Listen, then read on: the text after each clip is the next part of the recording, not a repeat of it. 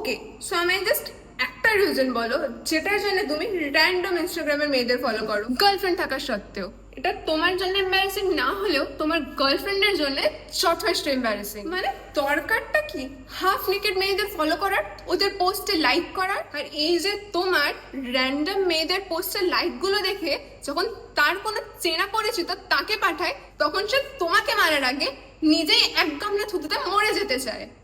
এইদিকে নিজের জিএফকে বলো সবকিছু ঢেকে ঢুকে ঘুরতে, দুনিয়ার নজর নাকি ভালো না। আর ইনস্টাগ্রামে তোমার এই কাণ্ড। এবার তোমার মনে হতেই পারে শি ইজ কন্ট্রোলিং। আরে না ভাই, তোর কাজ কারবারই এমন যেটার জন্য তোকে খুঁটি দিয়ে বেঁধে রাখা উচিত। রিলেশন স্টার্ট হওয়ার আগে একটা জিনিস তো ক্লিয়ার করে দেওয়াই উচিত, আর সেটা হলো তোমার ফলোইং লিস্ট। তোমার গার্লফ্রেন্ড যাদের যাদের আনফলো করতে বলে জাস্ট আনফলো দেবো, আর র্যান্ডম মেয়েদের ফলো করা বন্ধ করো। এটা ফলোইং লিস্ট না গার্লস হস্টেল?